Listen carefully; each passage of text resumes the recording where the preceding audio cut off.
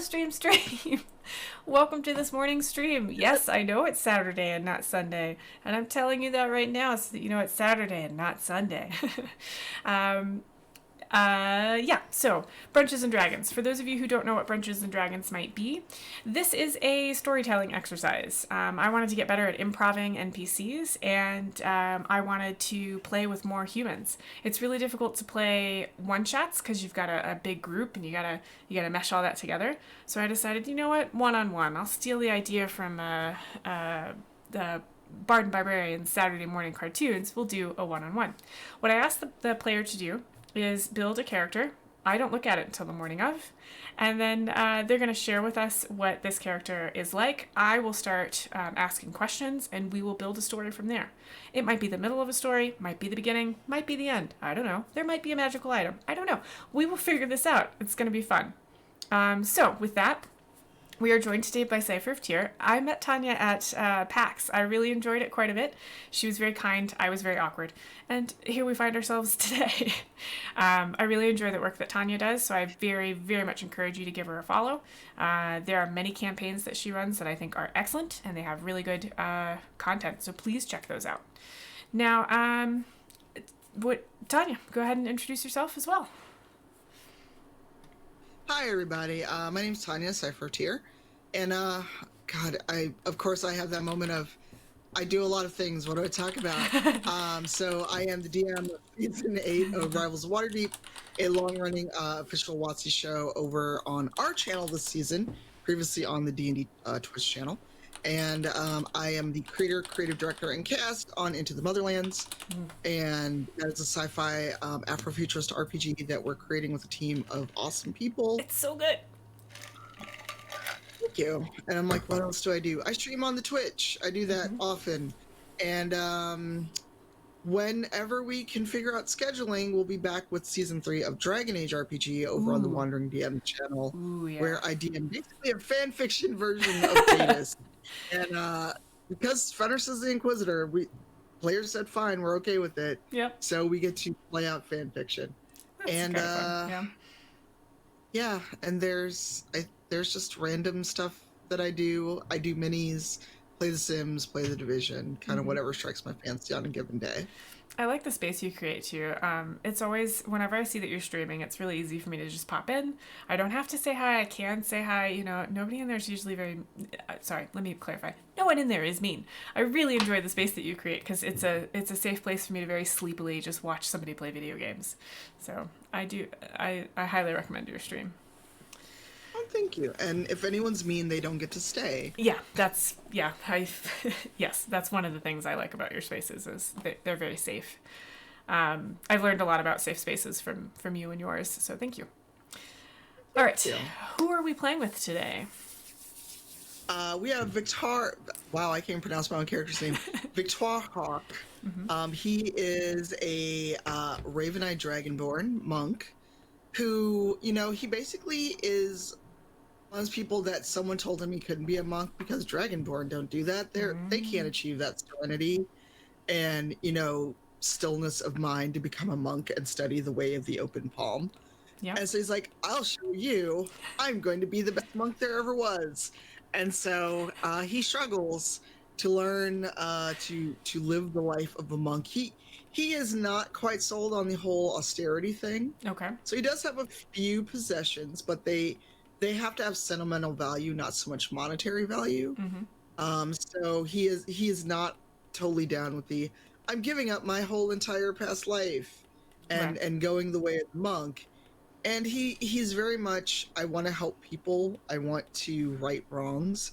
So in another life, he could have easily been a paladin, maybe a paladin of Tyr, or a deity or entity that believes in righting the wrongs and helping the downtrodden. Yeah. So if he sees something going wrong, or if he sees like people being mistreated, he'll hop in to help. And he also needs to learn to recognize his own strength, because there have been some incidents where he forgets that, oh yeah, I'm basically a walking dragon. I should think about how hard I hit people. As a monk that learned this school of fighting called Open Palm. And he's bumbling about in the world, and he's trying to be a good dragon boy. Okay. I really like the sounds of this character. What do they look like?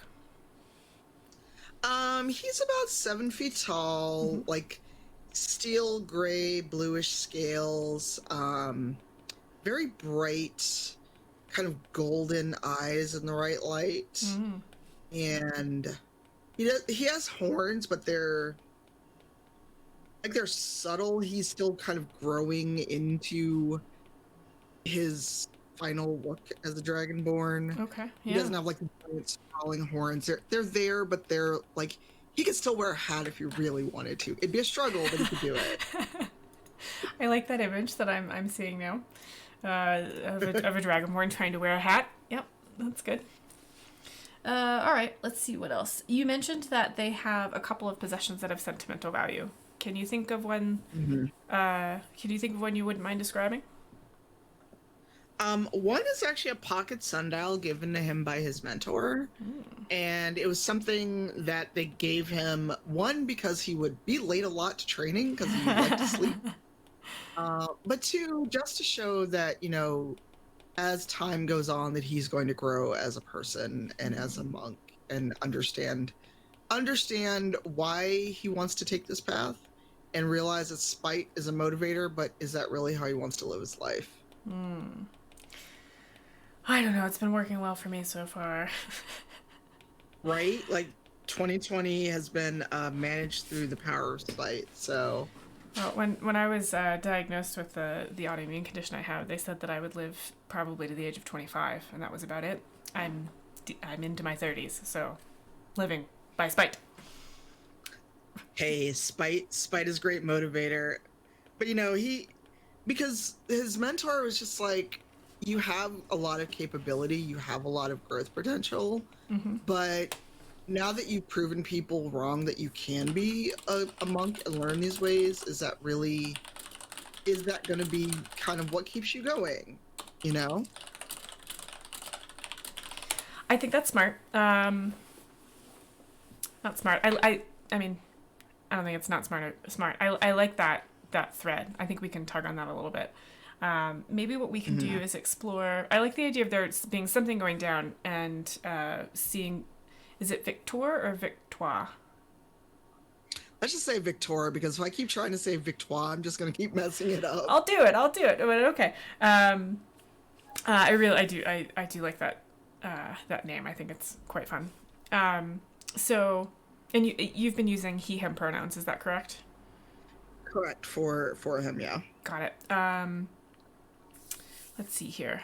So I like the idea of seeing him react to a situation where something's going wrong. I almost want to do something sort of holiday themed around like gifting and stuff, but I don't know if I can pull that out of my hat fast enough. Maybe with kids. Does he have a particular reaction to a demographic of some kind?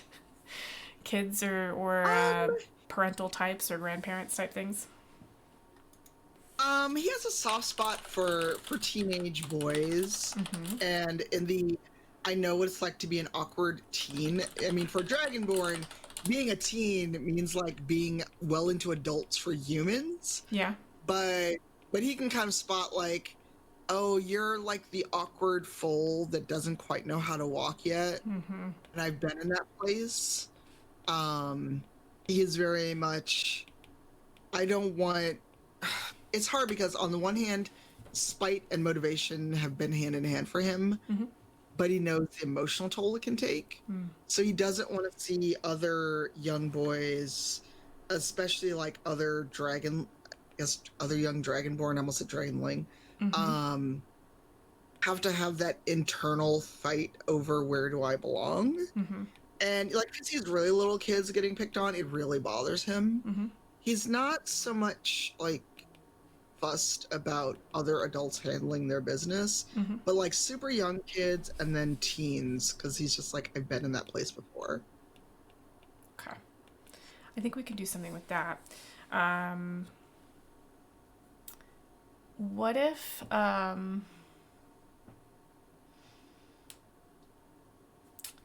gosh, let me think. What if we had a situation where he was passing through town and he Mm-hmm. catches. What if he caught a thief, like a young teenage thief, and Mm. that interaction went down the road of like, you don't need to live like this. Let's get you set up better. Because that could involve a conversation around possessions. That could involve a conversation around a negative emotion driving you to survive. That kind of thing. Or I'm gonna toss out ideas until you're like, I want to do that one. Or we could have Okay. let's say we have an orphanage and it's kids of all ages, but the teenagers really try to bring in like the livelihood for the orphanage, and they're kind of limping along. It's a holiday season. We'll make up whatever holiday it needs to be, and this year these orphans are not going to end up getting like especially the younger ones. The teenagers don't mind as much, but the younger ones, they won't be able to get their own toy, right? Like their own present that year. Mm. And maybe there's like a local lord of some kind who's actually not that kind, but has told the older boys of the orphanage that if they compete and one of them wins, then he'll donate enough money to the orphanage to have a nice holiday. But he's deliberately set it up in a way that it's going to be extremely, almost impossible for the boys to win, but they're going to try anyway. That could be. Mm. What about combining them where the rigged contest, they found out it's rigged anyway, and so one of the boys decides that he wants the kids to have a nice holiday and stole, and that's where you kind of catch him? Yes. Okay, that would be really good. Yeah. Okay. So the orphanage is still in that story.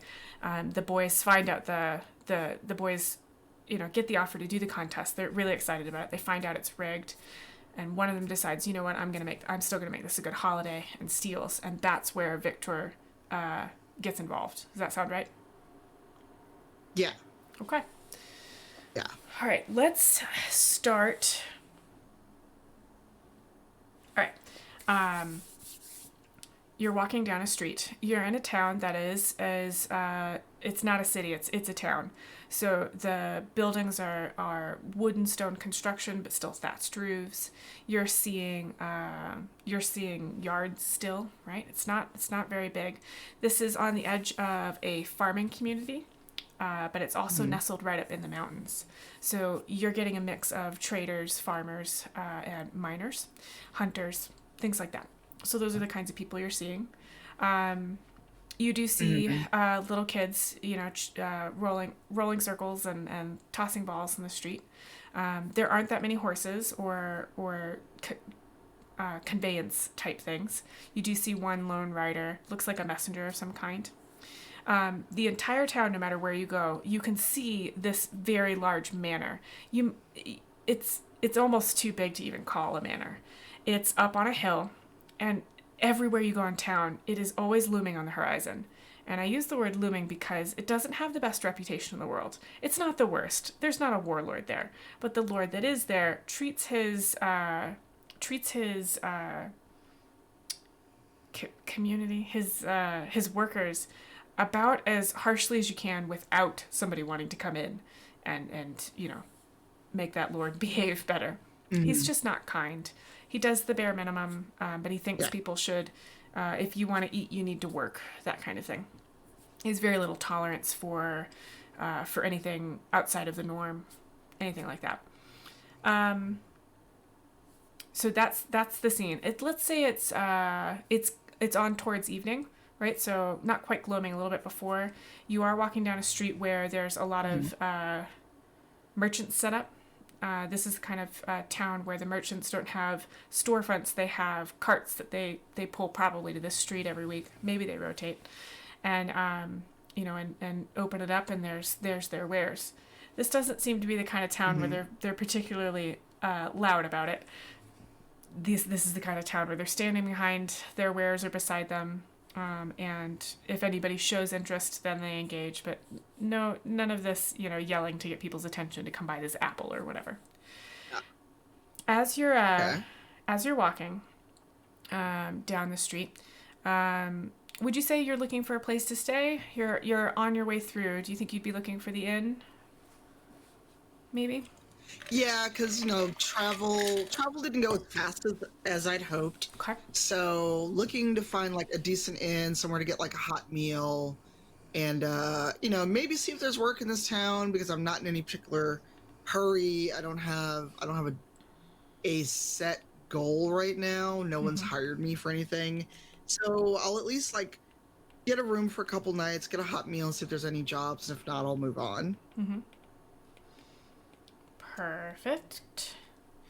Um, so would it make sense for you to be looking for a younger humanoid to give you directions to an inn?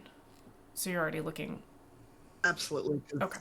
Yeah, because I have no idea like where anything is. So let's say that's what you're doing. You specifically sought out where there would be merchants to look for um, younglings that will do things for give you information for pennies and stuff. Um, so you're already looking for, that type of humanoid, and you catch. It looks like there's a. We'll say he's a young. We'll say he's a young. What would make sense here? Actually, let's say he's a young dragonborn. That's what catches your eye. In this world, dragonborn aren't particularly common, but they aren't particularly rare either. Nobody raises any eyebrows when they say a dragonborn. So he's not out of place or anything. But you see him standing next to a cart, and before you can say anything, the cart owner you see turn away, and you see the boy snatch up a handful of. It looks like this cart sells glass jewelry, so not super expensive, but very colorful. And you see the boy scoop up a bunch, stuff in his pocket, and start to walk away. What do you think Victor would do? He would walk faster, kind of keeping an eye on the cart to see if the vendor notices, but locking on this young dragonborn and seeing where he's headed, and not he would try not to be too obvious, but if the other dragonborn starts to run, he will trot to keep up because he's grown, so he Yeah, would be he faster would only need anyway. to trot. Yeah. Yeah.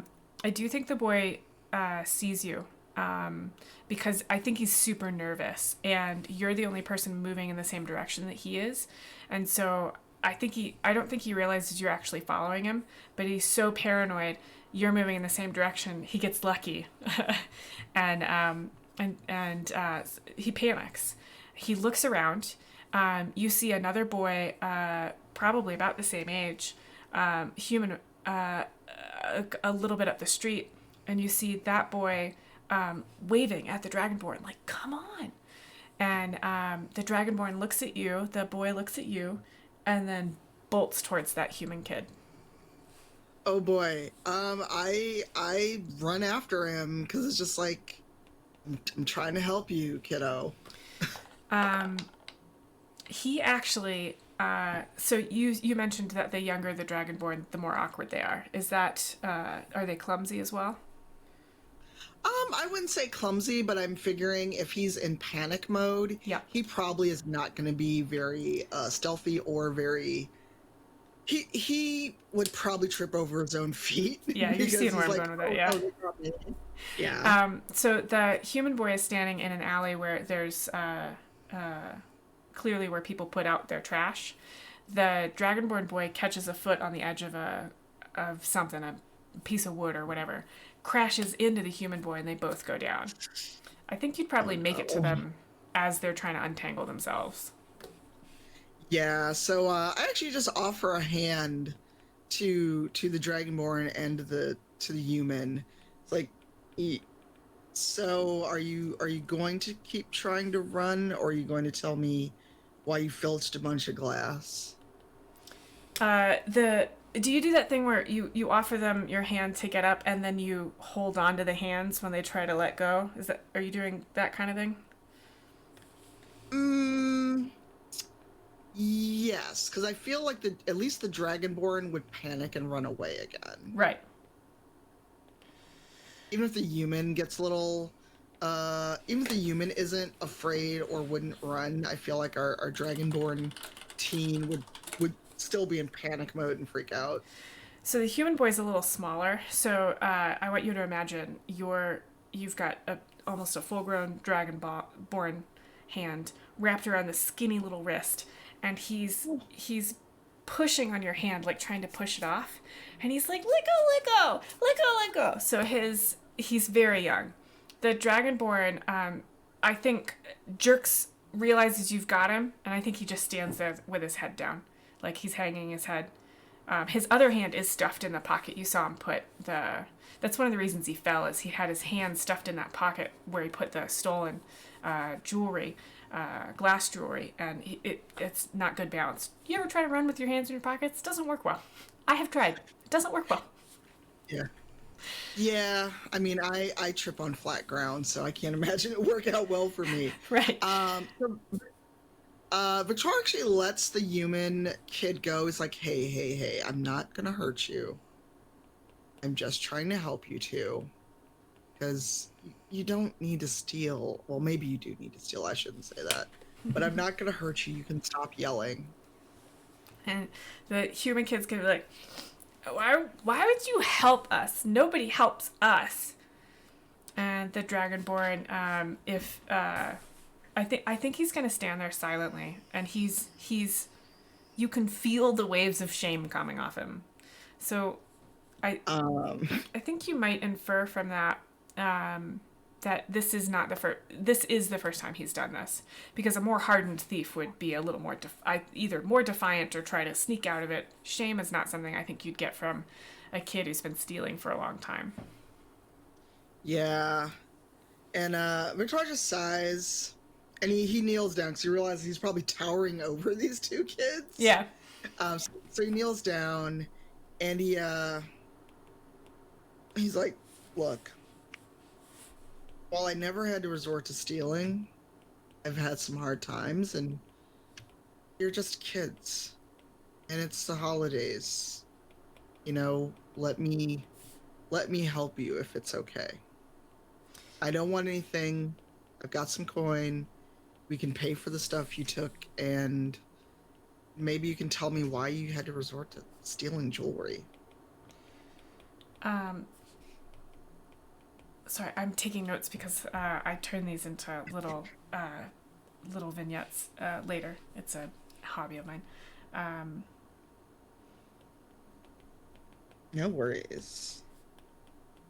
So the boys are going to exchange looks, and the human boy looks sullen. The whole time you've been interacting with this boy, he looks sullen.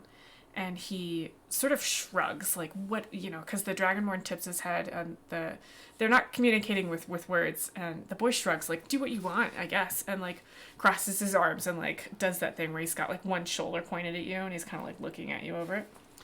And the Dragonborn squares his shoulders and takes his hand out of his pocket, and before it gets all the way out, he pauses, and you see him take a deep breath, and he closes his eyes, he steels himself, and then without looking at you, he holds out his hand, and he's got 3 glass necklaces and a bracelet, a little glass bead bracelet, and he's just holding it out, and the human boy is gonna say, "Goran, tell him,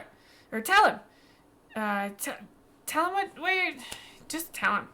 And the Dragonborn boy sighs and does that thing where he's talking while he's looking up at the sky. And he's like, "We're orphans. We've been in the orphanage since we were babies. No one has adopted us." And the human boy is like, who needs them, right? Parents are dumb. And the Dragonborn is still looking up at the sky, ignoring that.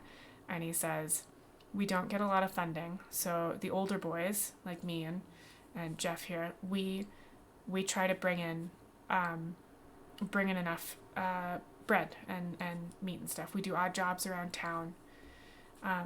It keeps us fed, it keeps us clothed." And you see the human boy pluck at his shirt that does have a patched hole or two, and he's like, "Yeah, you can call these clothes, and they're not the height of style or anything." Dragonborn continues to ignore him, and he says, "But as you said, it's the holidays, and we've never managed to bring in enough for the kiddies. And usually, there's this temple down the road. They usually give us enough that we can get something, a toy or two, something that the littles can share." And every now and then while he's talking, he's like flicking his eyes at you, like to see like how you're taking this, you know, like if you're bored yet or not. And as you do you get bored, or are you gonna keep listening? No, I'm listening very intently, and I just when he pauses, take a breath. I'm like, if I let your hand go, are you gonna run away? I want to help. I'm not lying, because I could have just taken that back and given it back to the vendor. I know your friend here doesn't believe anyone cares, but I know what it's like to be unwanted, shall we say. He's going to he'll make longer eye contact with you, but not a ton, and he'll give a very small shake to his head. I think you asked, "Are you going to run away?" So he's saying, "No, I won't run away." So I slowly let his arm go. I'm like, put it back in your pocket. I'm not gonna take it from you. He puts the jewelry back in his pocket, and he's holding his other arm. You didn't hurt him, but he's still holding where you had your hand on him. But I don't think you were trying to. Well, did you? Did you maybe you overuse your strength, or? No, Yeah, I was wouldn't hurt very him. gentle because like the lessons and the unfortunate incidents over the Ah, years have I taught see. You've learned me this. not to I've learned, and also like even though he's another dragonborn, he's still a kid. I wouldn't have tried to Right. hurt No, him. I didn't think you would. I just Um, wanted to confirm. um, yeah, but he's probably like, "Oh, my arm, you've hurt me." I think it's more of a. Uh, I think it's more of a. He you didn't hurt him, and that's like you caught him stealing. You grabbed him, and you didn't. And you're a big strong dragonborn, and you didn't hurt him. I think that's more the why he's holding that arm. He continues his story, and he says, "The temple burned last year. They had to move to another temple far away. So we don't have their help this year, and no one else will help us. So we've been trying. We've been trying to bring in more for the kids, and the human boy's gonna be like, tell her though, tell him, tell him about the contest, and the dragonborn's gonna be like, oh, I'm terrible at making up names. Lord Lochwin owns that manor up on the hill, which you all look at it because it's right there. You can just see it. And the Dragonborn says, Lord Lochwin is not, and he seems to like be trying to stop himself from saying something. The human boy says, he's a butt. That's what he is. And the Dragonborn like gives him a quelling look, like shut up. You know, and he's like, well, he said that if we all competed, you know, in like obstacle courses and you know weightlifting, target stuff, and if one of us could beat his crop of yearlings, younglings, you know, the kids he fosters, his fosterlings, if we could beat those kids, then he'd give us enough for he called it a grand holiday. And both of the boys look super pissed at this point, like as they're describing this. And you hear the human boy muttering, like any of us could beat those giant behemoth blockheads. All they do is fight, and you know he's like kicking the dirt and like kicking a rock, and you know actually one of the rocks he kicks collides with your shin. I imagine it doesn't hurt in any way, shape, or form, but he stops and he looks up at you like, I'm so sorry. I probably wouldn't even notice because like I'm a dragonborn and one rock hitting Right. me is not And gonna. it's like a wee rock, like a little, like maybe the size of your thumb. Nothing. Not your thumb, my little bitty thumb. It's a very small rock. The Dragonborn says, well, we found out that he's not gonna he's not gonna, and the human boy, he stamps both his feet down, and have you ever seen like scrawny little kids like especially when they're talking to somebody that's bigger than them, sort of like jut their chin up and like throw their arms back, almost like they're gonna fly through space, and they're just standing there like, ha! The little boy does that, and he says, "He's gonna not make it fair. It's gonna be rigged." And the Dragonborn like makes a shushing motion at him, and he says, "Well, like Jeff said, it wasn't gonna be fair. So some of us, like Jeff and I, we decided we were gonna get something for the kiddies anyway, and that's what you saw. That's what I was trying to do. We're not good at this, you know. Normally we take messages and we, you know, muck out stables or you know, haul water, stuff like that. So this is not something we normally do." He seems super embarrassed at this point. And you can tell he's fidgeting with the little glass beads in his pocket. Yeah. So he's thinking, he's like, so has this contest happened yet?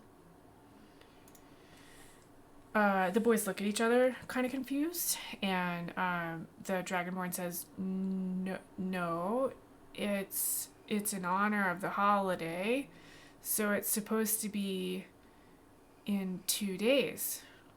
And normally the Lord does these kinds of competitions, but normally it's all his men-at-arms, you know, and like visiting men-at-arms and stuff. So they were gonna start with the kiddies, with us, you know, and his fosterlings and stuff, and then they were gonna go into the regular competition." Well, it wouldn't be fair for me to fight children. Their eyes get really big. Like... Well, Victoire was thinking maybe I could just fight on your behalf, but if it's against kids, that would not be a fair fight at all. I want to be clear. It's against kids, but it's against kids that have been trained to fight from the cradle, right? Like these are second, third, fourth sons that get swapped around all the lordships to learn a useful trade. Some of them go on to temples, some of them go on to be guardsmen, you know, a lot of them can be trained to be like the eldest's bodyguard, that kind of thing. So these kids they are children, but they've been trained for years to really fight. Yeah, but I'm thinking like 7-foot tall Dragonborn versus Oh yeah, teenage human or humanoid. It would be just as unfair for you to fight the fosterlings as for the fosterlings to fight these poor orphans. Yeah, so he's like, that wouldn't be right. And also he's like a monk, and they probably will have full plate armor and swords, so yeah. It's like okay. Take me to your orphanage. But first, we're gonna pay for the things you took. The Dragonborn looks at the ground again, and you can see his fists clench, and he says, "I can't let you do that. I'll give it back. I'll tell them what I did, and I'll take my punishment." And the human boy says, "No, you can't do that. They'll take you. You can't. We need you." And the boy says, "No, I did a bad thing. I will take my punishment." And Victoria's just like, no, just... You're a young Dragonborn. They'll just conscript you to fight or do something worse. And he smiles when he says it. He looks at Jeff and he's like, and this one is like a few stones soaking wet. You're really gonna leave him by himself on the street? Oh yeah. Yeah, this kid, like, his clothes are a little too big, you know, like people thought he'd grow into them faster, and his constant, you know, dribble out of his nose because he never blows it. Like, he's my literal interpretation of a snot-nosed kid. Oh, he wouldn't last long. Nope. And so Victoria's like, if you don't want to go face the vendor, will you stay here for 5 minutes or just walk with me? And I will. Let's see if the vendor even noticed the stuff was missing. Who knows? Maybe the vendor didn't even notice stuff was missing. Jeff is like, I'm not going out there. I'm not going out there. I'm not going out there. And the Dragonborn says, I will go with you. You're right. They will conscript me. Lord Lochwin That's what he does. And it's dreadful. It's not that I mind fighting. I just don't know how. I'll go with you. All right. Well, let's see if he's even noticed. And if he hasn't, I'll buy something and give a little extra coin for the trouble. I don't know if Dragonborn blush, but whatever the equivalent is, this kid is bright red. Just bright red. And as you walk out, he what color? stays. What was that? I was gonna ask, like, is he also kind of silvery? Is he a copper dragonling? Like, what kind of I think he's. dragonling, dragonborn is he? I was imagining him as a green dragonborn. So it's my husband's birthday in real life, and I love him a lot. And his favorite color is green. So I was gonna have green themes in today's brunches just for him. I don't even know if he's watching because I told him to go play games and stuff. But so I was thinking of him as Yay. I think he's got darker tips, right? Like the tip of his nose would be a little darker. His where his fingers come to an end would be a little darker. Like along his jawline would be a little darker. His eyebrow ridges would be a little darker. Stuff like that. Okay. And Victoire just like gives him a gentle pat on the shoulder. He's like, "This isn't what I came to town for, but we'll get you through it. It'll be okay." He says thank you. He seems so defeated. When you walk back out onto the street, you do see that vendor talking to what looks like town watch, right? And he's shaking his head like, I don't know who would have. And they're looking around, and you see the vendor's eyes skate over the boy with you, and you, and just keep going. So I think you could infer from that normally I'd be doing a lot of like dice rolls around now, but I think you can infer from that the vendor didn't get a look at him. He did notice stuff was missing, so he knew things were stolen, but he didn't get a look at who stole it. Okay. I'm gonna. Does the young dragonborn have a name, or is he just doesn't want to give me his name? It hasn't come up. Okay. So Victor's like, just stay here where I can see you. I'm gonna go buy some things and just give him some extra coin for his trouble. Because he hasn't noticed you yet, and you look so guilty right now. And the boy is just gonna be like, oh, okay. And he's having trouble making eye contact again. And so he kind of like, he tries to lean casually up against a wall. And it's so uncomfortable. He's just like, trying to like look casual, and it's the most painful thing in the world. Oh. And Victoria's just like, that's worse. Just you're my cousin. I've come to see for the holiday. Just you don't have to talk. You'll just be very shy. So he actually like puts a shoulder and kind of brings the dragonborn with him. Yeah, like a and arm he around. goes up. He's like, yeah, kind of like, you're not getting away from me, but also you're my family now. This is awkward. Yeah. But it's less awkward than that casual look you just tried. He looks, he's like, sorry, okay. And, he tries to like look less guilty, and it turns out, it turns into, he just looks awkward, which flies because that tracks, right? Like he's a teenager. He looks awkward. Yeah. Yes. Yeah. So Victoria leads him over to the vendor. It's like, am I interrupting? I'd like to buy a couple things. My young cousin here and I are shopping for the holidays. The vendor says, "Oh yes, yes. One moment." And he says, I didn't get a good look at him. If I think of something else, but I gave you the description of the necklaces, so if you find them, like, please let me know." And the town watch is like, "Yeah, sorry, that's all we can do." And the guy's like, I understand. It's okay. Thanks. And he turns back and he goes from like, thank you to like, hello, hi, thank you so much for choosing my, and he starts to describe his wares. I'm trying really hard not to say hawk his wares because your last name's Hawk. You totally can do that. That's No, I fine. try to avoid using words. Yeah, the same words. I'm also doing this thing right now where I'm trying to look into the etymology of a lot of words because I've been learning some words I do not like where they come from. So I don't know about that yet. Posture check. Fine, Sean. Fine. I will sit up straight. Everybody's using the bits. We've got a name for the Dragonborn, which I love. I'm so excited, and I've been required to sit up straight. Yay. Why did I do that one? Okay. I need to do the same. I have terrible posture. Yeah, I put Um, bits in there for things that I should do, like hydrate, and I was like, I should tell people to tell me to sit up straight because somebody had one to stand up, and I can't do that all the time because I'm an ambulatory wheelchair user. Sometimes I just can't, so I was like, I can sit up straight though. Anyway, back to the story. yeah. He's explaining. He says, "My wife and daughter make these. They are glass beads. We find that the sparkle is a little bit shinier than real jewels, and it's for a more accessible price.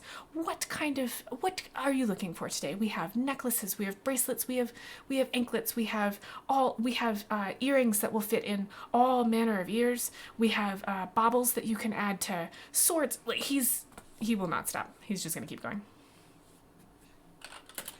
So Victoria's like, well, I probably necklaces. And then he like holds up a clawed hand. He's like, I don't think you may have a lot that'll fit a dragonborn. Sorry. But he looks over and he actually picks up like 4 or 5 necklaces and a couple baubles. He's like, how much for these? Like for a monk, he's doing well. Like he basically just saves all the money he earns. So he actually has money. He just never spends it on anything. Right. Let me see if the internet knows how much this would cost. I'm gonna call it. I I don't am know. terrible with pricing for stuff. I should have thought of that.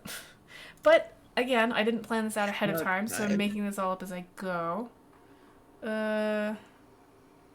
All right. Let's say he'll say it's 3 copper per necklace. And how many did you say you grabbed? 5. And he And I'm says writing this down.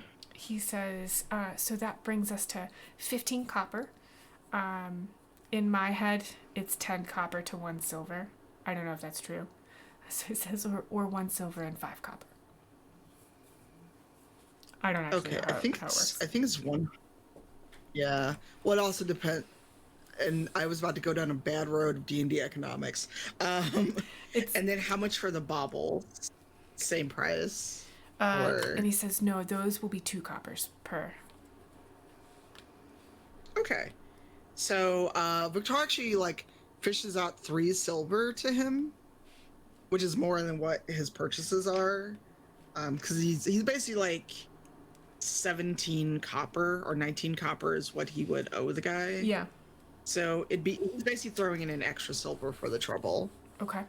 And the vendor says, "Why, thank you. This is too much. Would you like another?" He's kind of at a loss. But he says, thank you. Like, I'm gonna keep it. Do you want anything else? No, it's the holidays and my travels have been lucrative and I'm a monk. I don't spend money, so Oh, often. thank you. He's sort of like half bowing, like this will be wonderful for my family. Thank you. He wraps each of the necklaces in a little twist of paper. Um, uh, as you were holding them up, you could hear them clacking against each other. So he wraps little discarded bits of paper, and twists it all together, and hands it over. Thank you. Is there a place where I could buy toys suitable for small humans and dragons? He's the vendor says, Why, yes, actually, there is a toy maker quite down the street. They're actually a resident, so they do have a small storefront in their home. It is maybe like a quarter mile down this way. You were heading in that direction. I actually got something for my daughter there. I think she's going to love it. And Oh, yeah. thank you. Okay. Yeah. And I just nudge Elvor to move along because I have a feeling he wouldn't talk if horses dragged it out of him right now. Yep. And Alvaro is I very, thank you very for uncomfortable. your The vendor will look at him curiously, Yeah. do you want anything? And Alvaro will be like, and the vendor's like, okay, goes back to the adult, like, kids are weird, just it doesn't faze him at all. Yeah, it's just like he's a teenager. That's all Victoire says. He's a teenager. I'm sure you'll understand in a few years. And he says, I have a teenage daughter. I absolutely understand. They're they have some growing to do. Yeah. Well, thank you. Happy Saturnalia. Happy holidays. To you as well. He turns to another customer, so you can scurry off, or not scurry off, but head off. Yeah. Is Jeff still kind of hanging out in the alley? He's doing that thing where he's like trying to peek around the corner subtly, and it's not subtle. Like half of his body appears at the same time, but with his head tipped, like he's just sticking out his. God. So he thinks he's just sticking out his eyes, but like half of his body is. It's. When Alvaro sees this, he sort of shakes his head, like this, and you hear him say, "Thank you for your generosity." You're welcome. I'll tell you more once we get to the orphanage, but I know what it's like to feel unwanted and alone, and while it didn't happen to me until I was an adult, it still hurts. No one should know that as a young boy or as a child, so it's a small thing I can do. Call it my one nice thing this holiday season.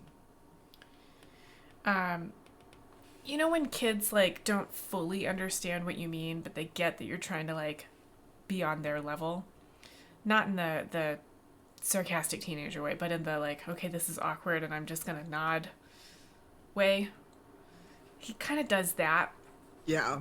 Like he's like, okay, yes, yep, but I don't think he fully believes that you have felt the kind of loneliness that he feels. Like he's one of those teenagers, right? You can't possibly know my loneliness, but in a less emo way, just a more like straightforward way. Yeah, like no one understands me. Yeah.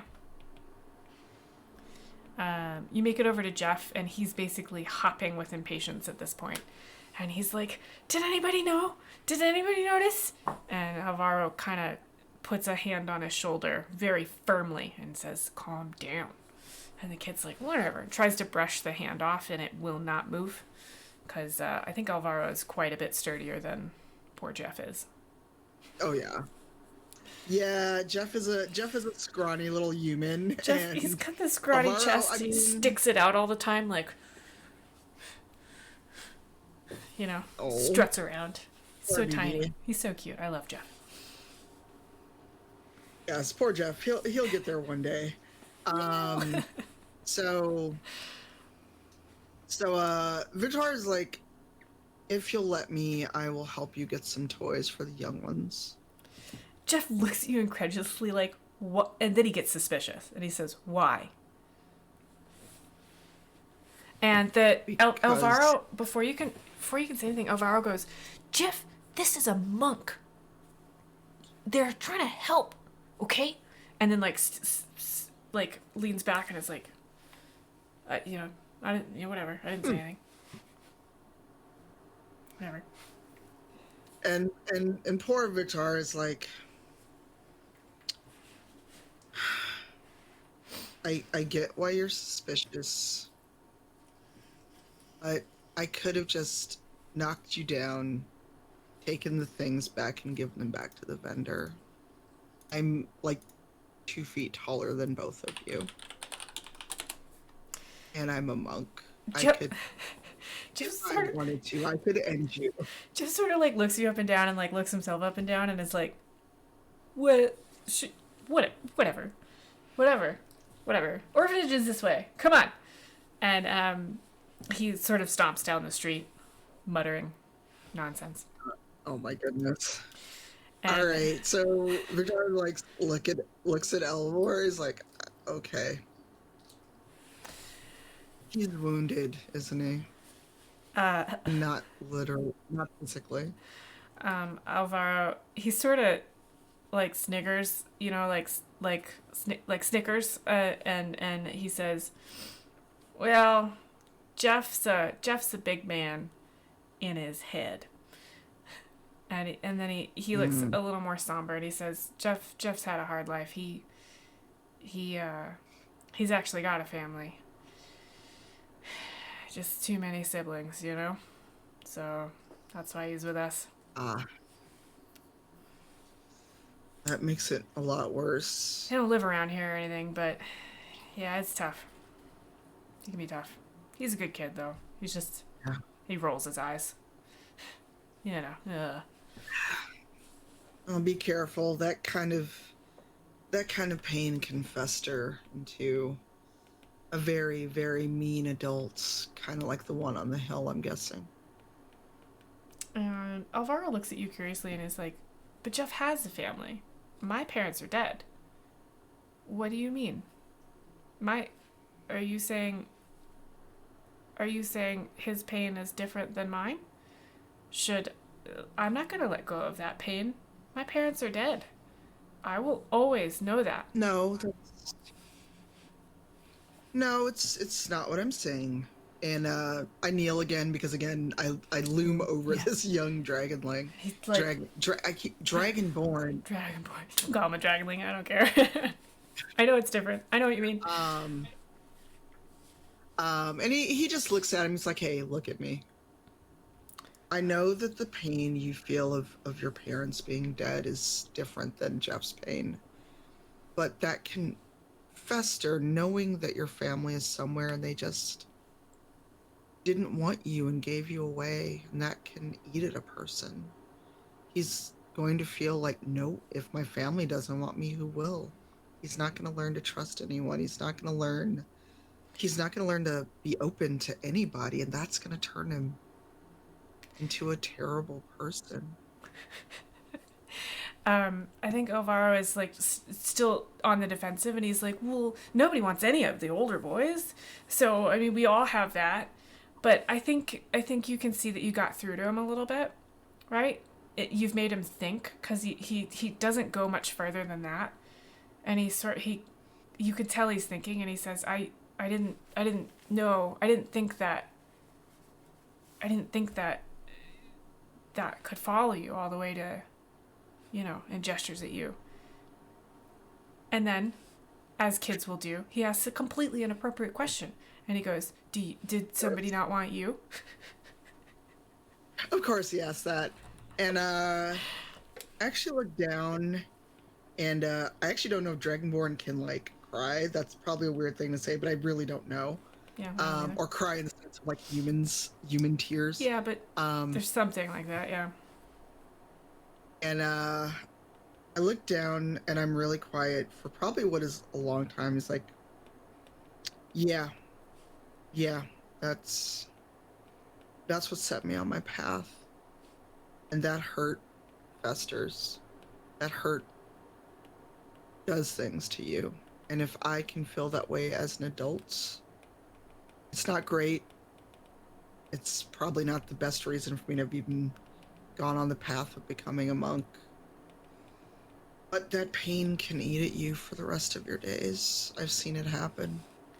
People that otherwise could have been great turning to evil ways. This has an impact on him. He's like, "Wait, you have this pain. You're an adult.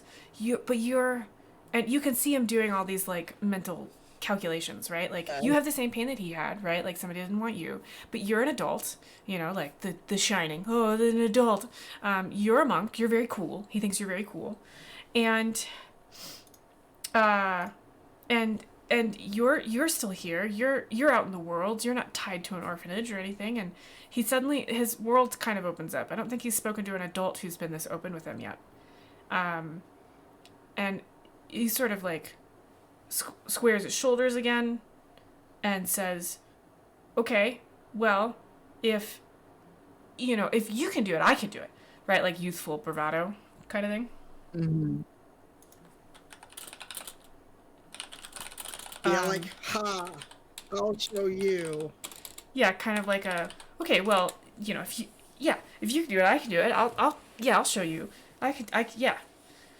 So he sort of like shrugs like teenagers do when you tell them something serious, and says, well, I mean, I'm sorry. That sucks, you know. So, sorry. It's an old hurt. But I realized early in my training that if I couldn't manage that hurt, that I'd be like your friend there, just an adult.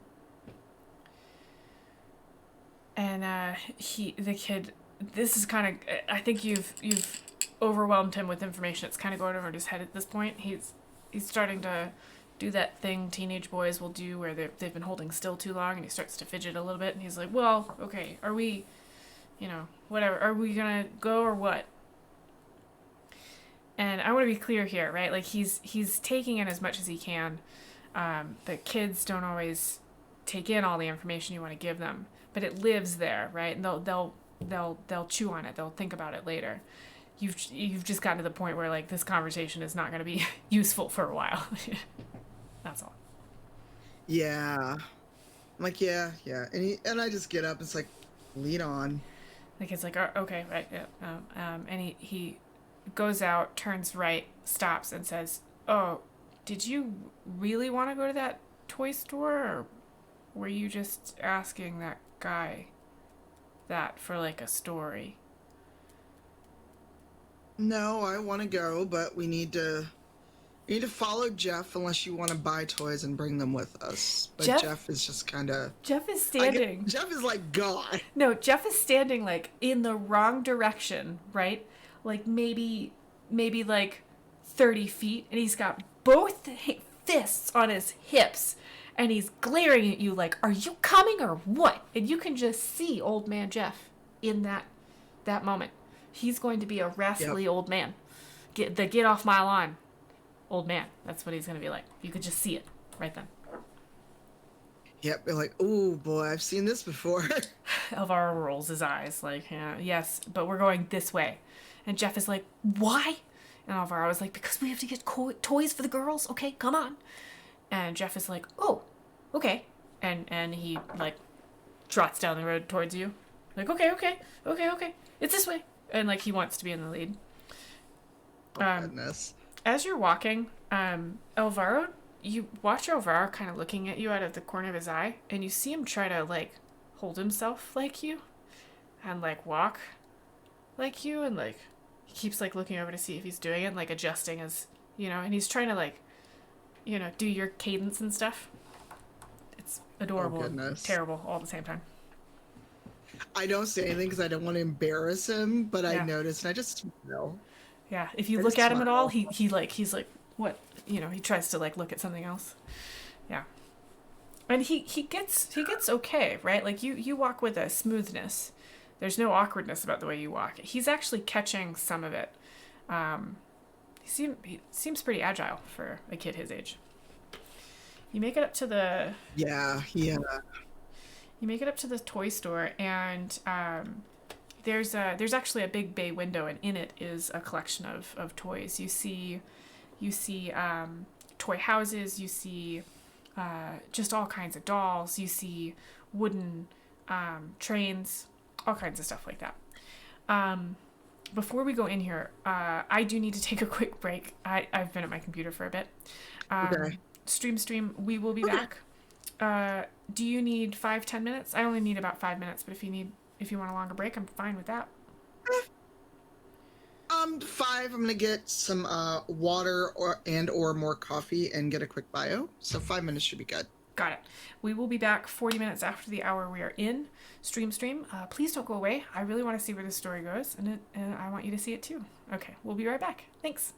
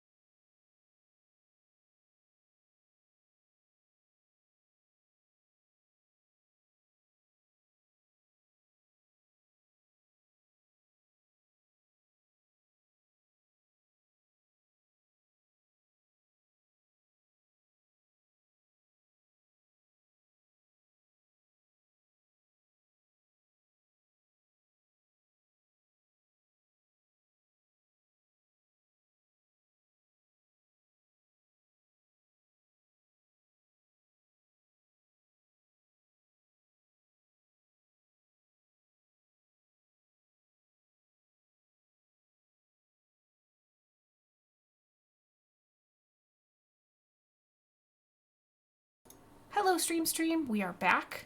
I forgot to set up my pet cam, but it was redeemed, so I will do a pet cam right here. Tara, spread them. Spread them. Good girl. Oh, can you see that? Yeah. This isn't Tara Bang. Hello. We call her Tara for short. Yeah. She has a little ear infection, so Oh, she has sure. to wear this pillow. Yes. Are you super cute? Yeah. She's like, I was napping. You interrupted the nap. Oh, you're so cute though. Okay. She Say where. reminds me of the dog I had growing up. Oh, you want to stay here? You can't fit in my lap. You're not Of a lap course. dog. Are you going to try to fit in my lap? No. You want to go lay down? Okay, well, this is what we're doing for the rest of the stream. What kind of dog did you have The growing up? dog. Brandy was half lab, half Cocker Spaniel. And she looked like a Cocker Spaniel as a puppy. But as she got older, she looked like that. See where. She was very curly. She was very, she looked a lot like your dog. And it was weird because, like, she had the Labrador size, but the Cocker Spaniel curliness as she got older. Yeah. Cockapoos are cute. Yeah, 'cause my grandmother was terrified of cats. Of what? So while I lived at home, I was not allowed to have Oh, cats. cats. Oh, She no. believed she believed all the old wives' tales about cats, That is how why. they like Yeah. suck your breath, and I mean, she was a Depression era kid, so there's a lot of stuff where she just didn't. She just really didn't get a chance to do. Like, she just believed all that stuff. Like, Yeah. I'm like, there's 3 adults in this house. The cat is not going to steal my breath. There's no such thing as like Yeah. an evil cat that's going to sit on my chest and suffocate me. You know, it's So surprising how many people still believe those kinds of things. I will only adopt black animals because they don't get adopted, and they have to be really careful around Halloween and stuff with black cats. And we adopted the boys in. I've got 2 male black cats and 1 female black. Two of them are tuxedos, but they're primarily. And we got all these warnings from the vet around then, being like, "Don't let any of your black cats outside." And we were like, This should not still be a thing." But I love them. yeah, Yeah, I've got 2 dogs, 3 cats, and 1 husband. This house is a full house. All right. Well, let's see. Where were we? We were at a toy store. Yes. So this Yes. place very clearly looks like a home, like that bay window and stuff. But there's a bell on the door, and there is a sign.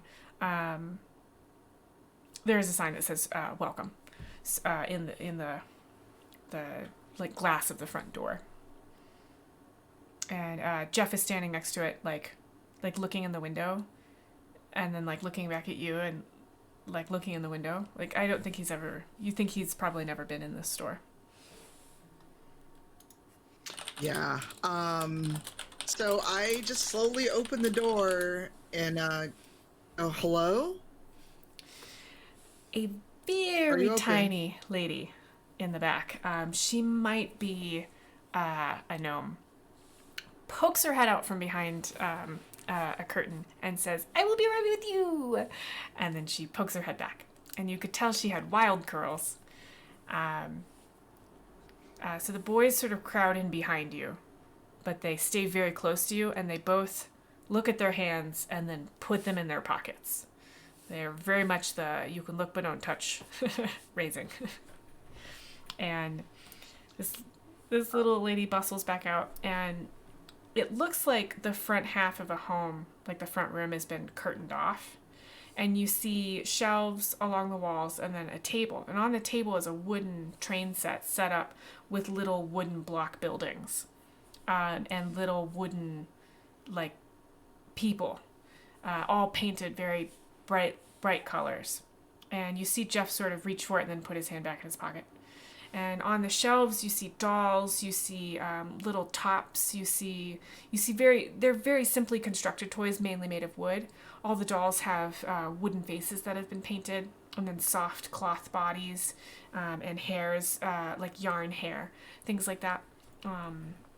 It all looks like it's got the same hand in, so it's you imagine that either she made it or one person made it. And she bustles right up to you, and she gets right up and looks up, and then she takes a couple steps back, and she's like, "How may I help you?" And she elongates the U. She's like, "How may I help you?" Like she's elongating all of her U's. Aw. And he definitely like wants to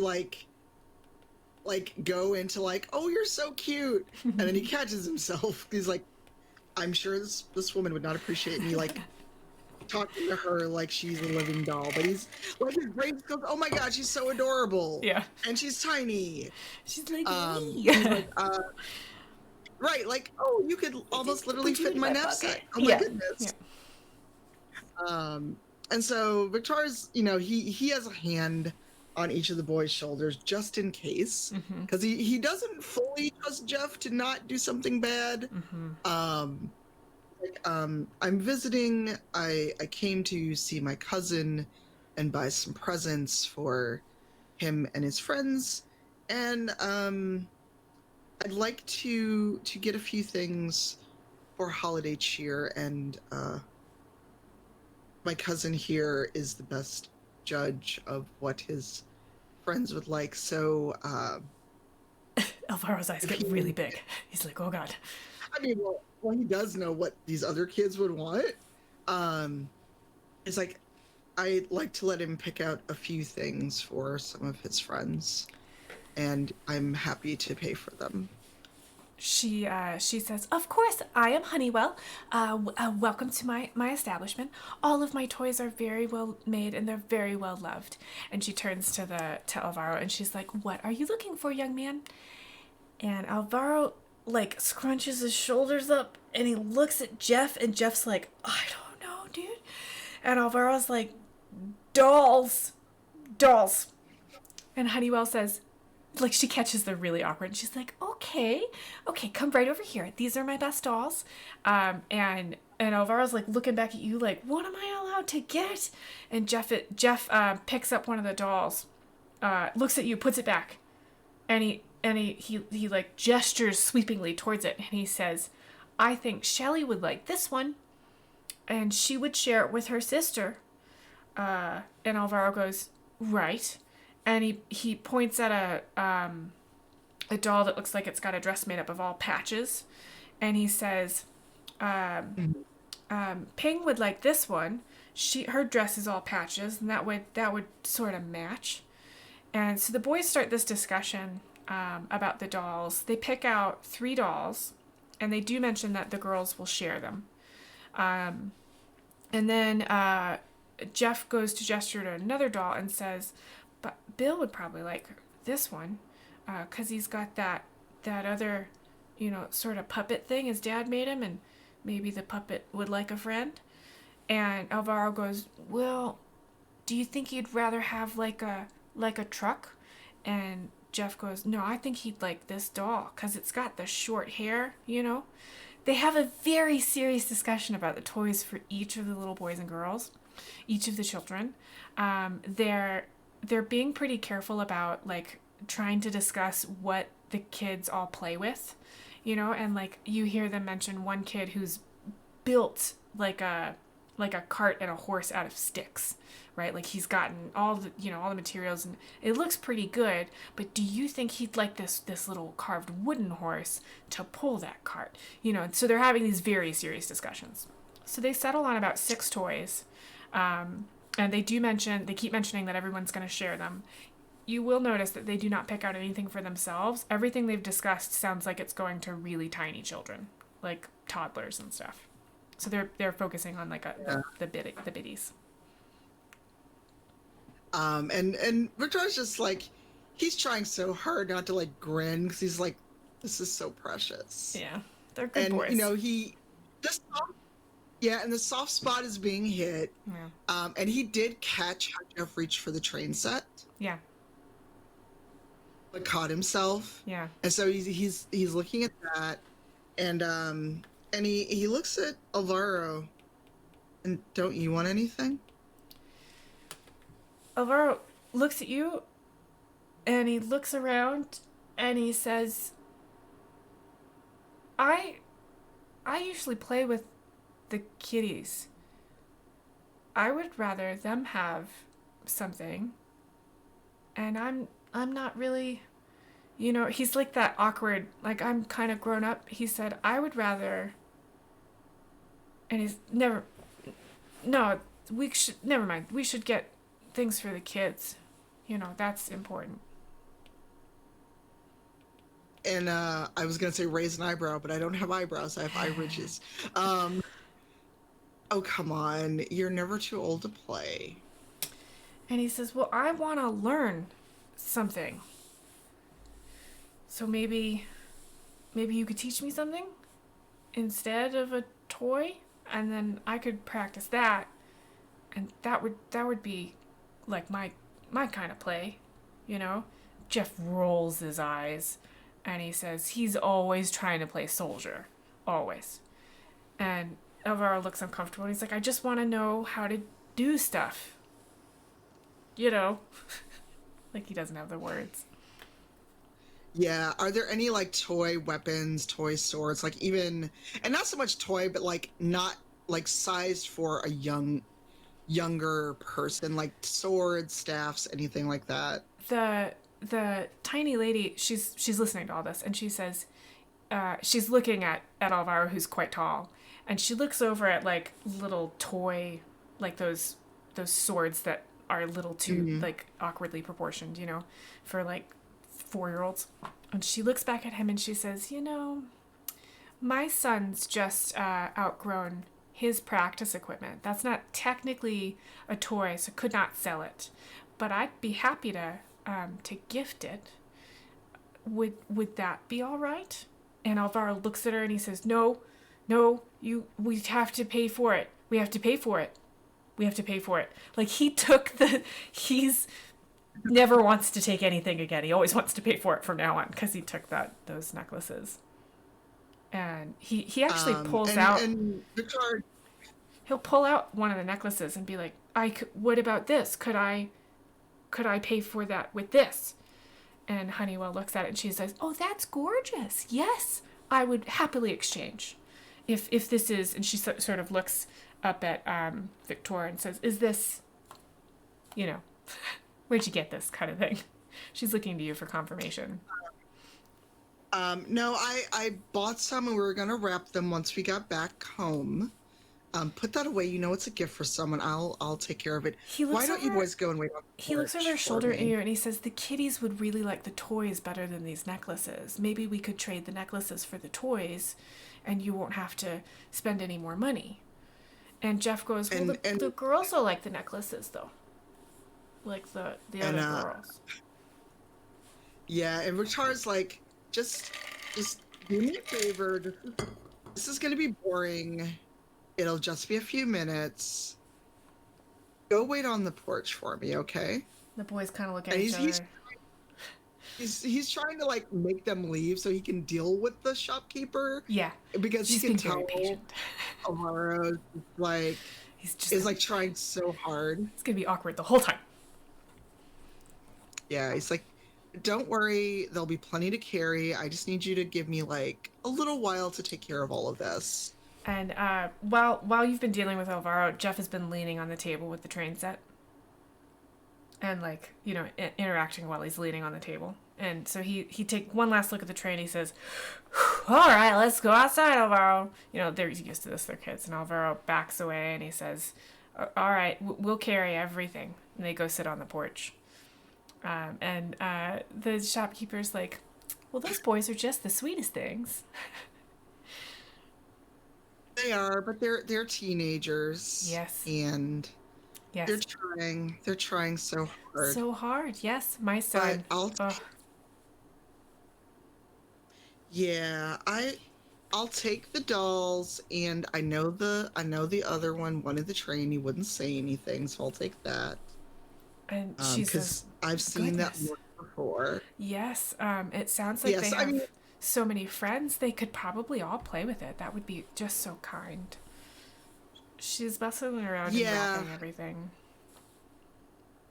yeah. It's like, and I'll take the practice equipment. If you have a sack, I could put that in. Of course. I'll give that to her with her back. It's just to be sure, I don't know what kind of things you'll want to teach your cousin there, but and she explains it's a short practice blade. It's wooden, but with dulled edges, and then a wooden shield, but less of a big kite shield and more of a like a buckler.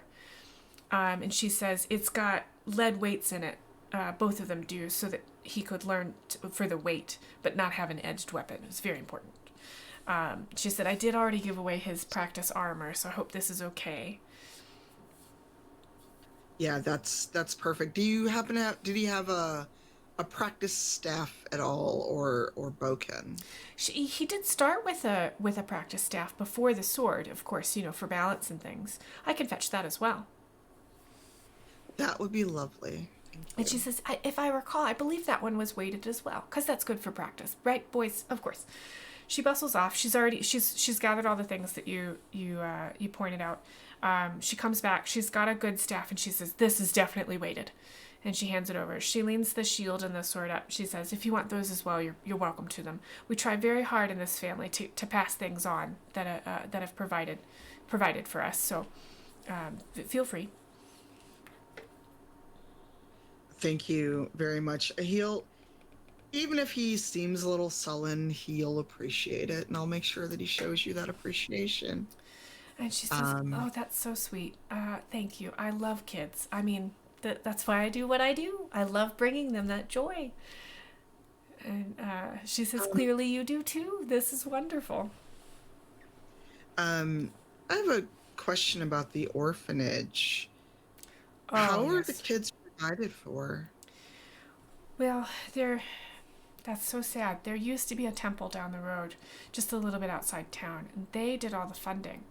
And the women that run the place, they're two, they're sisters. They're both, they are both, and she says, well, one of them is in a wheelchair, and one of them is blind, and they themselves were orphans, and they got the temple to agree to fund this house for the orphans in our town, and they take care of them so well. They've never wanted to do any other kind of work. They could, of course, but they really focus on those children. Oh, and they have a handyman. He he's an older gentleman. His kids have all grown, and so he does the yard and mend the roof and handyman stuff. Yeah. Neither of them are married or anything like that. They don't have anybody else. Just the kids. Now they've got some teenagers at this point. They started with littles. Some of them just didn't find homes. My husband and I, we did take in a young girl, but we couldn't take in too many more mouths. But now that Temple's burned down, they're kind of on the sufferance of Lord Lochwin, and there's just not much any of us can do. Lord Lochwin's supposed to be paying attention to the upkeep. He did visit once. It's a whole to do. You couldn't live in this town and not hear about it, she said, but I'm not sure he's going to take care of it quite the same way. The temple would bring them food every week, and the sisters would come out and help sow the garden. The kids could learn about gardens and things, and they teach them reading and writing. And Mhm. with them moved away, I'm not sure what's going to happen to that orphanage. They've been limping along for about a year now. Hmm. And she says, Interesting.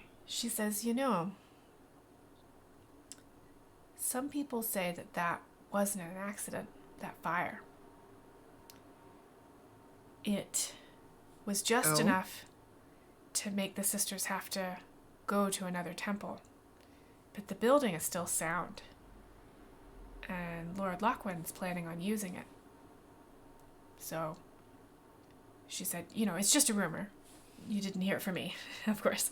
But some people are I worried. heard. Yeah.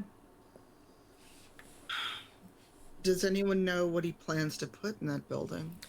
And she says, no, it's all very hush hush, but he the god that he patrons, they have a home chapel, and the priest there, the head priest there, has always wanted, it's very always wanted a larger temple because he wants a larger congregation. So that's probably a safe bet. Hmm. Interesting. Well, as a traveling monk, I should definitely pay my respects to the building. Her eyes light up and she says, yes, it's been uninhabited this entire time. So you might learn a thing or two. Yes, that would be wonderful. She puts her hands on the gifts and she says, are these for the orphanage? And I just give her a little sly smile. And she says, Yes. I'll be right back. She goes out back and she brings out a couple of dolls and she says, I can't sell these. And she holds up one doll, and there's a like the dress doesn't quite fit right. She holds up another one and the face isn't quite right, and she holds up another one and the hair just sticks out everywhere. She said, and so there's something a little off about each of them. And she says, I love these, and I regularly give them away, but they're not quite the craftsmanship that I hold my standards to. This dress is a little too clumsily stitched, and she points out all these things, and she says, but they're just as good. I heard those boys saying that those littles would have to share. Would you please take these with you to that orphanage so that there's enough for everybody? Of course. And she's, thank you so much. So she helps you package it all up, very bulky, two bulky packages, and she'll help you hand them over to the boys, because the boys are like, we're gonna hold the packages, we're gonna do it. Oh goodness. I take them. Is Jeff able to carry the bulky package? He's trying so hard. And he's like, both arms are around it, he cannot see over it, and he takes a step, and he like does that thing with his foot where he feels for the edge of the step and he steps down, and then he feels in front of him, and he's for like any rocks, and then he steps forward. So it's gonna take you a while to get back. Alvaro's like rolling his eyes. I just take the package from Jeff. I'm like, come on, just. He does that it's like gonna take us forever to get back. wordless snarl that sounds kind of like I can do it. And then he goes over to Alvaro and like holds up one end of his package, like, I'm gonna help. And Alvaro's like, okay, dude. Oh my god. Like, sure, okay. So yeah, I let them lead me back to the orphanage, and all the while I'm thinking about this empty temple. Yeah. Empty. So the orphanage is on the edge of town. It's a big sprawling house. You can see that there have been additions, and you can hear the kids. They don't sound too wild. On the porch, you do see a lady sitting in a chair and another lady standing up, and she's standing at the front porch. It's a big front porch, and she's got her back up against one of the poles, and she seems to be talking to some little kids that are grouped around her. The other one's knitting. She's sitting in a chair and knitting. They see you coming, and the one in the chair waves and looks sort of quizzical, right? She sees the boys, and she says something, and the taller woman who's standing turns around and says, Alvaro, what have you been up to? And Jeff says, Alvaro has been... And Alvaro kicks him and is like, sure. And both ladies smile. And the kids are starting to gather. There's about 12 children. They're pretty evenly split between boys and girls. And they're all age ranges. There is one toddler. She's got a scrappy blanket, thumb in the mouth. There's another teenage boy, and there are two teenage girls. The rest of them are all pretty bitty.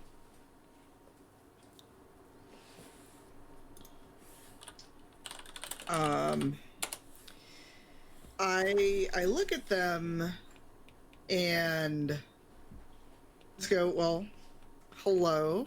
Um, I came across these two in the market, and you know, I I guess the holiday spirit got to me, and I wanted to help. And And I give a little head. the two ladies sort of, you know, they they're kind of they look at each other, and the tall one shrugs and says, "We will always welcome such kindness. Please, won't you come in and make some tea?" As she starts to move, she picks up a staff and she's using that to navigate. She gets to the door. One of the kids opens it for her and says, "I make tea, I make tea, I make tea." And she smiles indulgently down at this. It's not, it's undetermined, boy or girl, and says, "Of course, come with me." And so are you gonna go into the house? Oh yeah. The other lady follows. Her chair is actually a wheelchair. She's now reading quite calmly. You see that both women are like the taller woman holds open the door for the woman in the chair, and it's very smooth. It's a very smooth process. The kids pitch in. They all pile in behind you, and the taller one says, "Don't you children have something else to do?" And the kids' eyes are all glued on the packages, and they're like, "Nope." And she says, "Tea for everyone then," and about half of them disappear. Like they don't want to drink tea. Most of the older kids help, set the packages out, and the shop ladies individually wrapped each of them, so they break open the big packages and like pile these. And I think in this holiday, instead of a tree, what I think I'd like is, there's a. I think the tradition would be that there's a painting that reflects light. I think this is like a light festival. And Okay. you can, and so there's a like a chest thingy in the front hall. There's a painting tilted up against it, and then candles that are unlit, scattered all around it, and they put all the packages there, and then they drift over to the table and they start helping put out like cups and teas. It seems like it's a very clean orphanage, very clean building. The kids are all dressed cleanly. Some of the smaller ones are covered in mud because all small children are covered in mud. But everything else seems fairly clean. They offer you a cup of tea. And yeah, go ahead. I was gonna say I take it, but I'm also kind of like, where do I put my stuff? The seated one says, "How rude, my Alvaro, please help our guest." And Alvaro comes up to you and like very awkwardly like sort of reaches towards your staff, and is like, "I'll take your stuff." As it's just I actually tilt the staff so I can sit down, but it's like, can I give you? I like have a pack on and other stuff. Yeah, he's like, And, "Yeah, I'll take it." Did I keep the package with like the weapons and shield, or did that get put around as well? I think that was, so let's say there was a third bundle and that was the one you were carrying, yourself. That was Okay. that could have been slung like on the pack you had, so you could handle all of it. And yeah, so I give Alvor my pack as like in that package. That one's for you. He stops. He almost drops everything, and he's like, "What? I don't want any. I can't take. You saw me. I can't, and he's babbling. Yeah, and he's like frozen, like awkwardly trying to not drop stuff. I take my pack so he doesn't like drop my pack. It's like take. Look, we open it after tea and we can talk later. So he sets it very gently in a corner. He takes your pack and sets it like next to it, but not touching. And he like makes sure they're not touching. He comes back to the table. He bumps into everything. The seated lady is watching all of this with her like a hand up to her chin, she's considering you. And she says, "How rude. We haven't introduced ourselves." Um, girl names. I am Angela, and this is my sister. And the taller woman says, "Yes, my name is Brittany. You can call me Britt for short." We call Angela Angel, but she doesn't like it. And the seated lady ignores this very pointedly and says, "Might we have your name?" My name is Victoire Hawk. "Welcome to our home, Victoire. And thank you so much for your kindness. Is there some way we may repay you?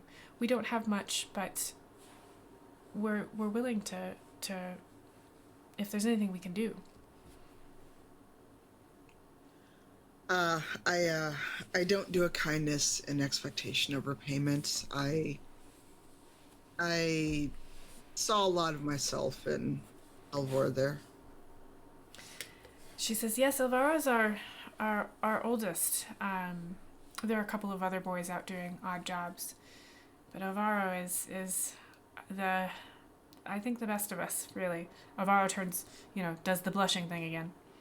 The girls giggle, and the two women exchange a look again, and they say, "Kids, why don't you go out? You've got chores to do." The kids whip back their tea and they disappear. This seems like a very well-run household. None of them are flinching or anything. And the two women say, after the kids are gone, there's like a beat of silence, and they say, "Was there something else you wanted to tell us? We don't usually get visitors." Is Alvaro still there? Nope, all the kids have disappeared. All the kids? He sort of Okay. looks back. He walks backwards a little bit to look at the package, but then he has chores, so he runs out to do chores. So I lean forward, and that's kind of like, okay, the adults are talking now. Right. So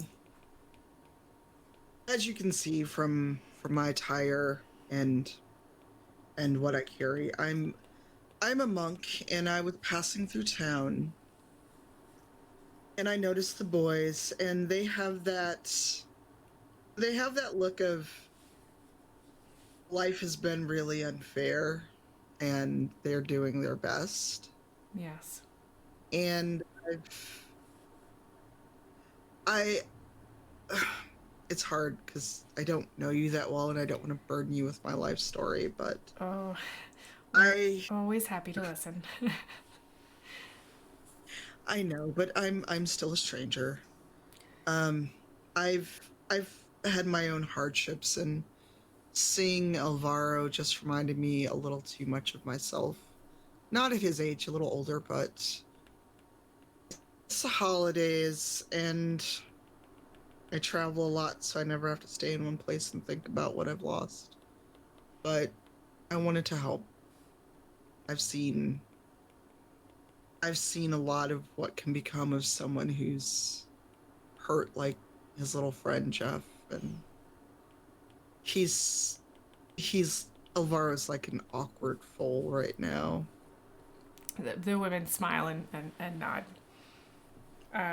Britt says,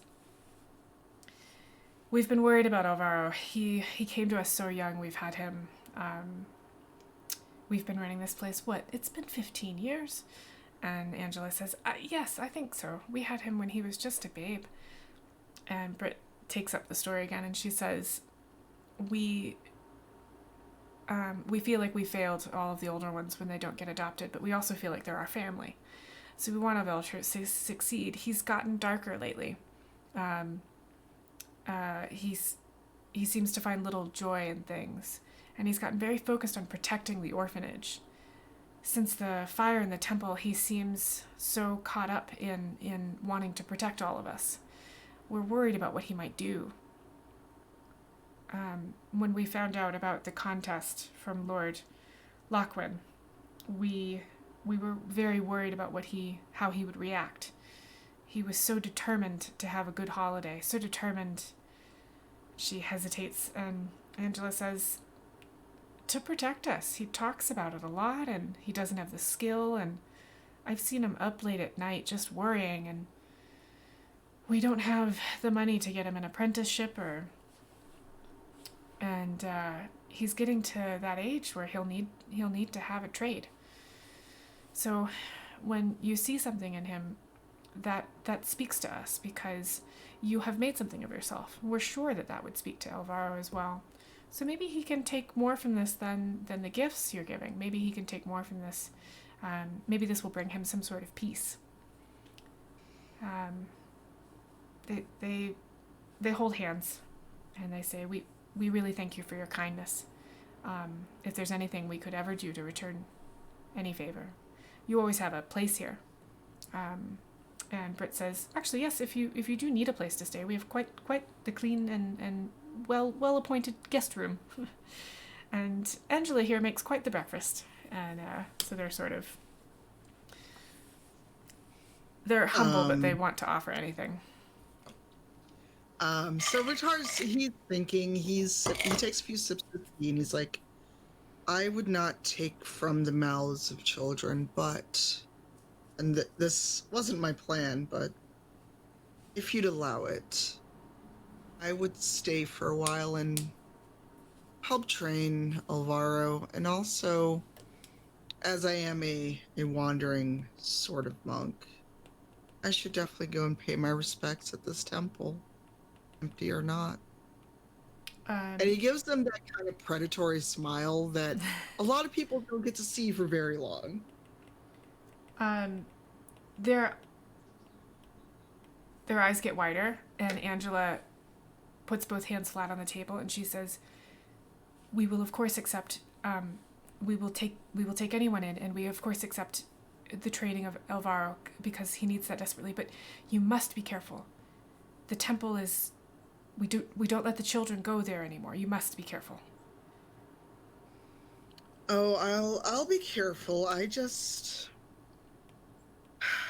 in my training, my mentor often told me to trust my instinct, and everything about this tells me that there is evil being done, and it may make me a fool, it may bring me to an early end, but after seeing Alvaro, seeing that disturbing tribute to opulence that looms over this whole town, if I were to just keep going, it would gnaw at me. Brittany snorts and starts to mutter, and Angela pats her hand very firmly and pastes on a smile. And you can see that she's worried about what this will mean for her little family. But you can also see that she's trusting you. These women seem very trusting. You kind of have to be with just kids, right? Like, you have to be very trusting with kids. Yeah. But there's a core of protectiveness specifically to Angela. She wants to make sure her kids are okay. So there's a little bit of a wrestle, a tug of war in her, and she folds her hands in front of her and she says, "We will of course accept the training, and we will, if we can pay for it with room and board, that will not take anything out of the mouths of the children. One more mouth to feed will not ruin us at all, even one such as yourself. But if we can pay for that with room and board, that would be wonderful." It will, and I am more than happy to contribute. As I've been paid for services, I've kept most of my coin, and I'm sure I can take odd jobs here and there in town. No one seemed to find it strange a Dragonborn was here. Oh no, of course not. There's quite the clan actually, up the mountains. And they exchange looks. They say, "Yes, Dragonborn are not strange here at all." And she says, "Well, we can discuss that, of course, if it comes up again." It seems clear that she's not going to accept any coin or anything. There's always that awkward point in a conversation between adults that don't know each other well, especially if you've had like an agreement like this where it's like, "Well, yes, Well, and Britt says, Okay I. then. It's. It's time for the reading lessons, isn't it? And Angela goes, Yes, it is time for the reading lessons. Victoire, let me settle you into your room. She takes you off to a very plain room. Looks like a comfortable bed, though. It's narrow, so it's not a bed for a million humanoids. There's a chest you can put your clothing in. There's actually a rack that you could probably hang your weapons on and stuff. And she gestures at the rack and she says, "We host all manner of temple nights and such that were associated with the temple that used to fund us. So we always kept this room set aside for anyone who might be traveling through. With the temple gone, we haven't had a traveler in quite some time. The kids keep the room clean, of course, because one of their chores. But you're more than welcome to it. It'll be good to have someone in this room again. It's got a window off the back of the house." Thank you. Is there anything I can do while the children are taking their reading lessons? Or I could start him on his training. And she says, it's funny you mention that. While the biddies are reading, can't keep the older children still, so they're actually out in the yard. We have some physical exercises that one of the temple knights taught us just to keep them active and such. If you would want to add to that at all, at least one or two of them will appreciate it. Some of them might not, but I give you full permission to do whatever you need to with those children. They can be a bit of a handful. Well, You've got a lot of energy. Run that out of them. we had our fair share of young ones sometimes train during my own days as an apprentice monk. Well, hopefully they will not run at the sight of a very tall dragonborn and let me meet with them. I think I want to see what Alvaro does. He was surprised and a bit flustered at the gift I offered him. Alvaro doesn't like gifts. He likes to earn his way.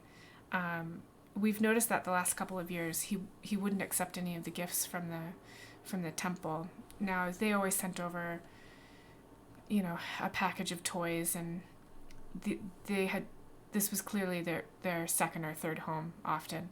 But he always insisted that the younglings took something. He would rather they took something so they didn't have to share. So he's always been a bit like that. He's a very kind young man. So yes, he'll be awkward. But I bet if you work it into the training, I bet if you say, I bet if you tell him that he needs to learn to use that, the equipment you brought in order to protect the kids better, he'd latch right onto that, right? Because then it's not really a gift, it's a tool. But you should know that he's going to let he'll share it with the other kids. So if there's something that you need to teach him to not hurt themselves, I would much appreciate it if you teach the older kids that, at least. I don't want them getting hurt. Very well. If there is a place where I can freshen up and go introduce myself to the older teens, I will do that. Of course, she points you toward the facilities, and she points you towards the back door. So, Tanya, we're getting close to the end of the time. I do think that there's another piece to the story. I think there's pieces with the temple, with Lord Lochwin. Teaching the kids could be fairly entertaining to walk through. Watching them open their presents would be adorable, of course.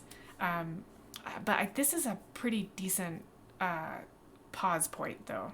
I'm always happy to take up this story again at some point if you ever want to, as well. But would you be okay if we pause here, or is there something else you'd like to do before we wrap this up? No, I think this is a good pause point, and I absolutely would love to come back and continue the story. Oh, I would love that. This is so much fun.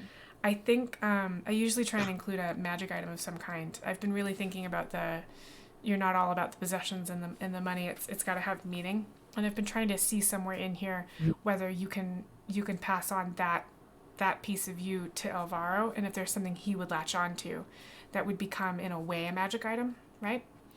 I've been kind of thinking about that. So that might be an interesting idea for the next thing, like the temple and Lord Lochwin, that competition. Like there are a couple of opportunities to find something that he can be like a, not like a worry stone, but not a totem. What am I thinking of? Like a amulet kind of yeah, something like that. touchstone. Like a touchstone, yeah. It doesn't have to be like an amulet, but something like that that he could carry with him would be kind of nice. Yeah. Touch point, yeah, that was good. All right, well let's go ahead and pause here. We've got lots of story ideas for next time, and I'll put something together for you again. Stream, thank you so much for joining us. For those of you that are still with us, I am doing a giveaway on Twitter. I asked to get up to 700 followers. I did. I'm very excited. We're over that actually. So if you go, I am like Seven Spoon, just like this Twitch channel. All you have to do is the thing I've asked people to do is share a really great character moment, something they really like about a character to enter into the giveaway. I am giving away this set of dice. It's green and swirly. I'm a dice affiliate. I really like Die Hard's dice, and they will occasionally send mystery dice to me. And for some reason, they know that I like purple. For some reason, all my mystery dice are green, which tells me that they are meant to go out into the world and make someone else extremely happy. They are very pretty, though. If this were my color, I would not be giving these away. So if you'd like to enter, go ahead and head over to Twitch. With the holidays, my stream schedule is a little odd, but for those of you that know me, you know it's always a little odd. I believe we will be streaming this Tuesday, barring any complications. We will not be streaming on Saturday for Broken Bane. I have the next 2 weeks off, so I'll most likely be streaming more. So feel free to swing by the channel or hang out, check out Twitter, because I post there when I'm going live or I'm going to go live. So that's where you can find me. Now, Tanya, would you like to share where you can be found over the next week or so? Over the next week or so, I'm not streaming on my own channel today, but tomorrow morning, 10 a.m. Pacific, 12 p.m. Central, come over to twitch.tv/Rivals of Waterdeep for episode 9 of 10 of our 8th season.